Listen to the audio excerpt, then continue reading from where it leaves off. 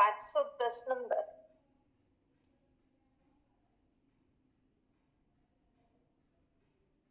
यह अंग अनंग के लिए नहीं,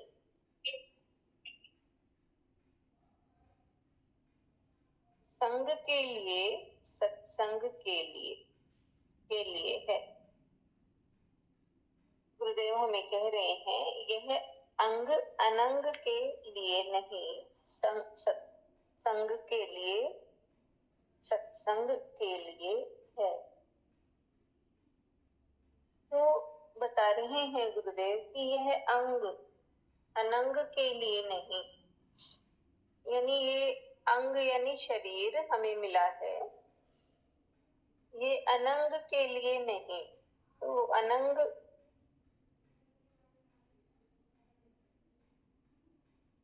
मतलब संसार का ऐश्वर्य, धन, यही आएगा शायद अनंग मतलब। तो इसके लिए नहीं मिला है हमें मनुष्य का जीवन या मनुष्य का शरीर। गुरुदेव कह रहे हैं क्योंकि संसार का जो भी ऐश्वर्य सुख है ये क्षणिक है, नाशवान है। तो इन सब के लिए ये शरीर नहीं मिला है। ये शरीर तो ईश्वर की प्राप्ति के लिए हमें मिला है।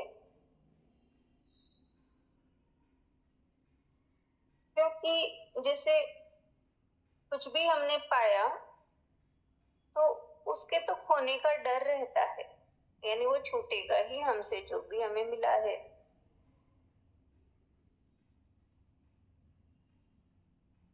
तो अगर उसी में हम लगे रहे तो हम केवल कष्ट ही पाएंगे, भयभीत ही होते रहेंगे कि कुछ छूट ना जाए हमसे। इसलिए गुरुदेव बोल रहे हैं कि यह अंग अनंग के लिए नहीं, संग के लिए, सत्संग के लिए है। तो ये मनुष्य का जीवन, मनुष्य का शरीर हमें मिला है, ये संग के लिए है, यानी परमात्मा का हम संग करें उसके लिए मिला है। क्योंकि 84 लाख योनि के बाद हमें ये मनुष्य का शरीर मिला है, तो ये भोगों के लिए नहीं, इसको भोगों में खत्म नहीं करना। हर श्वास कीमती है, हर श्वास पर परमात्मा का हम नाम लें, सिमरन करें परमात्मा का, तो ही हमारी इन श्वासों की सार्थकता है, जीवन की सार्थकता है। तो इस शरीर से हम परमात्मा का संग करें, सत्संग करें। सत्संग से ही हम अपने भीतर में स्थित परमात्मा को पा सकते हैं, आत्मदेव को पा सकते हैं। सत्संग से ही हमारा मन निर्मल हो सकता है, शुद्ध हो सकता है। सत्संग से ही संभव है कि भीतर में स्थित परमात्मा को हम पा जाएं। तो ये शरीर मिला है तो अपने ही भीतर स्थित परमात्मा को पाने के लिए, और ये संभव तभी है जब हम सत्संग करें, सत्संग के लिए करें, सत्संग करें। तो सत्संग से ही हम उस ईश्वर से पहचान कर सकते हैं, उसे पा सकते हैं। तो जैसे कहा ना, सत्संग के झरोखे से मैंने तुझे देखा जो सांवरे, मुझे तुम नजर आए, मुझे तुम नजर आए।